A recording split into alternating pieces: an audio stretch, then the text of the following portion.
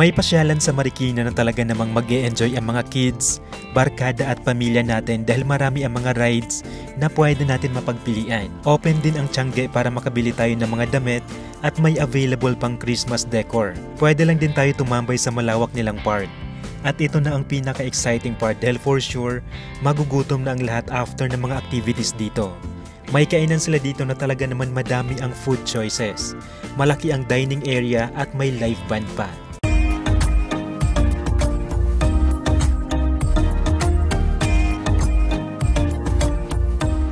Hi guys! Andito pala tayo ngayon sa may Marikina. Dito lang sa may riverbanks at grabe, sobrang saya dito guys. Ang daming tao dito ngayon.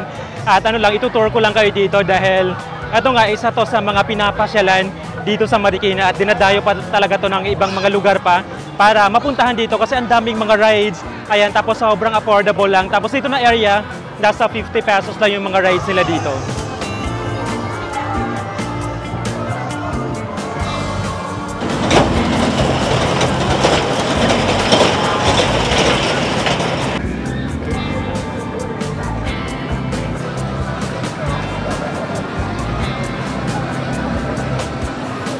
Dito naman guys, magkakatabi lang to. Andyan lang yung safari. Ayan, tapos after nyan, kung gusto nyo mag-rides pa ulit, andito lang din yung kiddie train. Ayan, so konting lakad lang naman yun guys, mararating na agad natin yung mga ibang mga rides pa dito. So andyan yung Flying Bee, tapos nandito naman yung sa kabilang side yung Giant Slide. So papasok yung mga kids at talagang mag-e-enjoy din talaga dyan sila sa loob.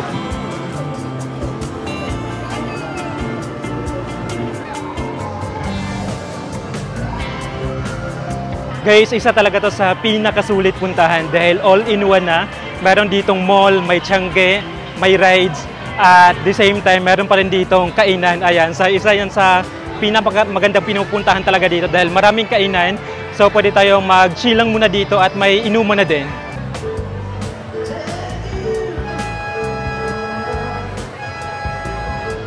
Guys, kung pagdating nyo naman dito, gutom na agad kayo, don't worry dahil meron naman sila ditong kainan. So, ito po yung area na to. Ang daming kainan dyan. Tapos dito naman sa loob, meron din dyang dining area kung saan, doon sa may loob, dito sa may gitna. Tapos meron na din dyang live band.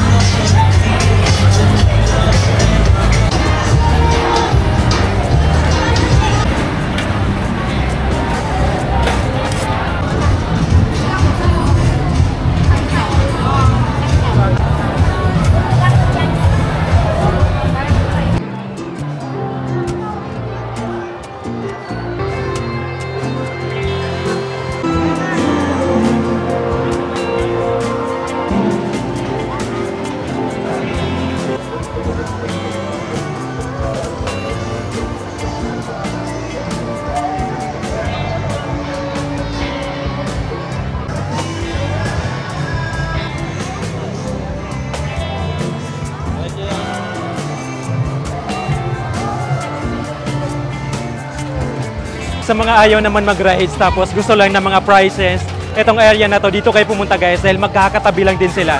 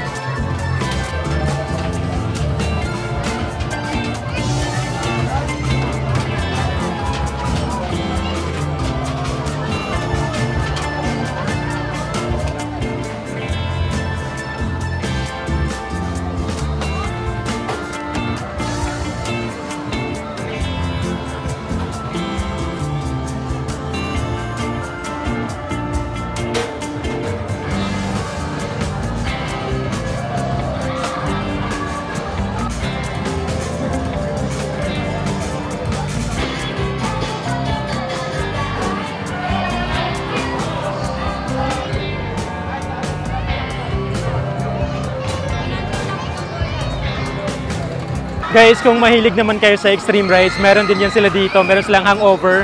Ito naman is 100 pesos yung ticket at meron din silang Ferris wheel. Ito naman is 75 pesos yung pinaka-ticket natin. So sobrang affordable lang. At meron pa ibang mga rides dito sa kabilang side. So yan, pupuntahan natin yan mamaya. Pero for now, ito muna kasi sobrang nag-e-enjoy sila. Ang alam ko parang pinakabago tong Hangover. Pero isa din to sa mga pinipilahan talaga dito.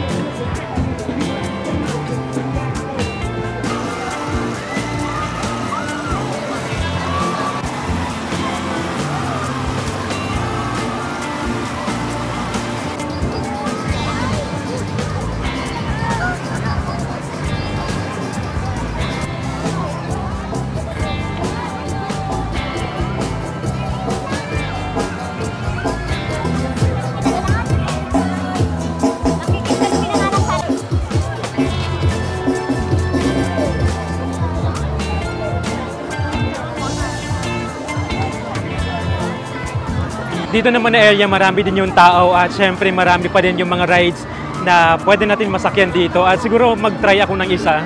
And pipili ako dito kasi medyo takot din ako sa mga rides. Kaya hanap tayo ng medyo chill lang.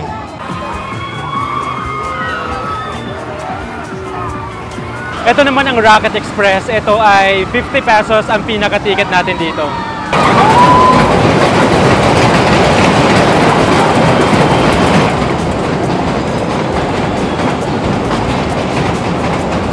Marami din na gustong sumakay dito sa horror train. Ito naman ay 75 pesos ang ticket.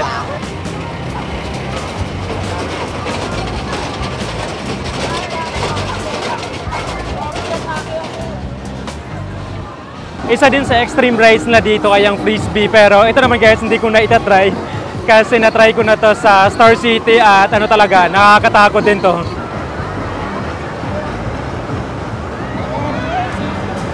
Ito naman ang Octopus, 50 pesos pa rin yung ticket.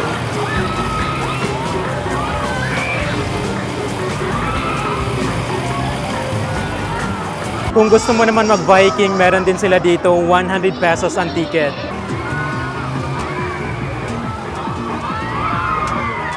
Ito naman ang mixed up at marami din talagang sumasakay dito. Ito naman ay 50 pesos ang pinaka-ticket natin.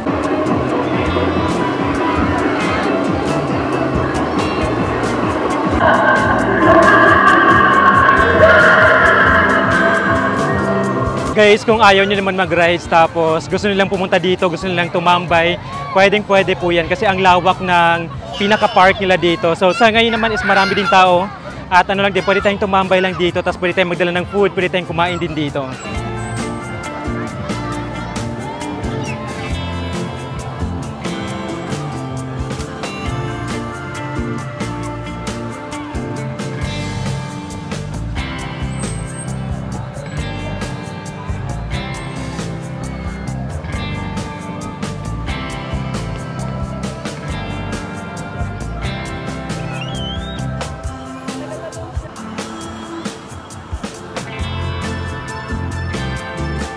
Dami ko nakikita mga nagbabike dito dahil may pinaparent pala silang bike dito.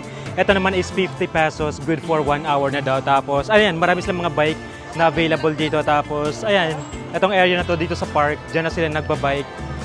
Yan, tapos lang din, iwan lang natin yung ID natin o kaya yung cellphone daw para makapag-bike din tayo.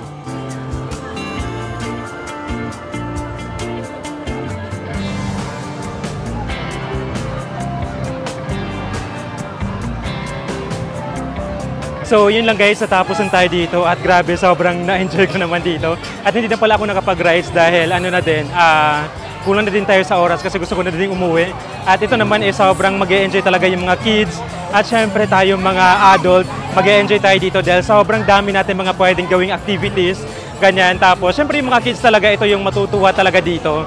So, yun lang. At ano pa sila dito guys, open sila ng 4:30 in the afternoon. Tapos, hanggang 12 midnight naman sila. So, pwede tayong pumunta dito kahit late na dahil medyo mahaba yung oras natin dito. So, yun lang.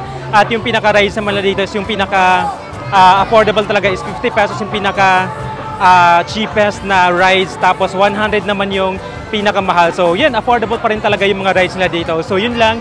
At baka meron pa kayong mga suggestions, guys. Pwede nyo comment yan. At huwag din kalimutan mag-subscribe.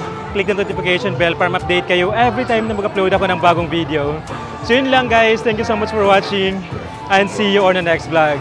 Bye! Black Corvette.